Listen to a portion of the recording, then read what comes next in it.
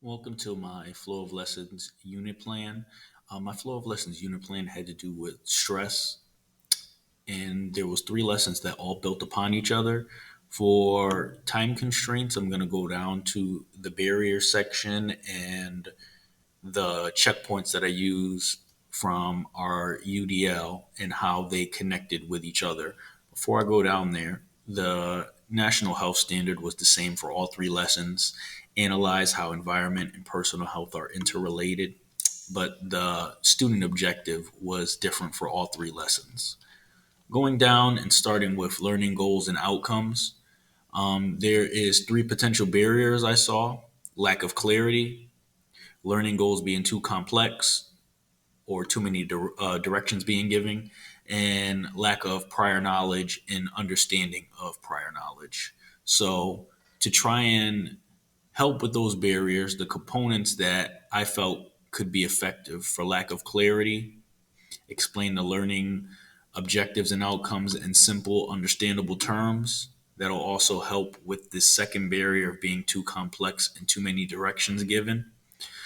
For checkpoint 6.1, this has to do with the learning goals and goal setting. I want to be able to provide my students with the best way for them to complete their work, have them understand what each goal is, and then after they understand what each goal is, I want to encourage them to set their own goals. So checkpoint 6.1 applies with goal setting.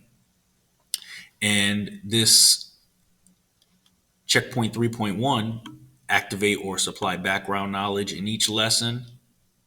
I want to be able to help with this barrier of lack of prior knowledge or understanding of prior knowledge. I want to make sure that students have all the information needed, either previously or prior to that lesson, to be able to complete or reach their goal. Teaching methods, barriers I saw: when given instruction, I don't want students to become disengaged or lose motivation, feel overwhelmed, anything like that. To increase motivation, I want to give students the option to work at their own pace. In group work, I want them to assign each other their own roles. Each member in the group should have their own role. For checkpoint 7.2, this has to deal with that motivation and engagement.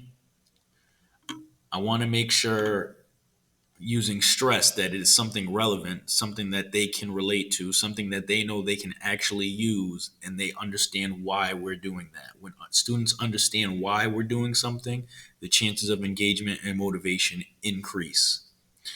Other barriers, which I expanded more while talking about the peer reviewed articles, things can come up such as a student being triggered by stress.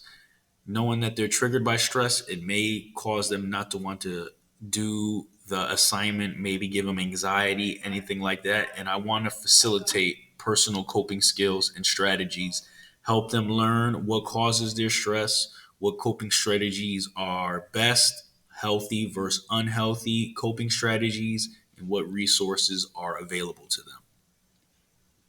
For learning materials, I involve things such as the smartboard, Chromebook, other forms of technology, posters. Those are all things that will be used in these lessons. So, to help with those barriers, I want to offer a variety of resources that can be used with or without technology. Give opportunities for students to ask questions, clarify instructions with the materials so that they have simple directions on what to do. This goes along with checkpoint 4.1, vary the methods for response and navigation. I want to provide students with multiple options on how to receive the material that's being given and how to complete assignments. The last part of this was learning assessments. Barriers I see with this: students need to feel empowered to lead their own learning. They don't need to depend upon the teacher all the time. I see maybe some students having difficulty reading. There is a stress story section in my lessons. Students may not put the best effort if they're not engaged with the topic of stress or they feel it doesn't apply to them. So this can also fall under motivation, but more in terms of you're not going to be able to assess the students efficiently or the way that you want to assess them if they're not giving their best effort. So if students are having difficulty reading, you can give things such as audio text, audio versions, text to speech, graphic organizers, just different materials that are more accessible to students, varying on their reading levels. And then to help with lack of motivation, you want to make it clear on why the topic of stress is important. Once again, how it can be applied to their daily lives. Once again, increasing engagement. And in the end, I want students to be able to work together on posters on stress related illnesses that they'll choose themselves to present and do a gallery walk on.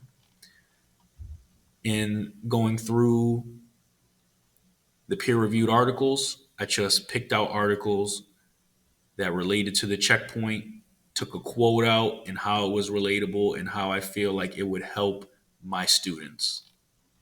And that was it for the flow of lessons unit planning. Thank you.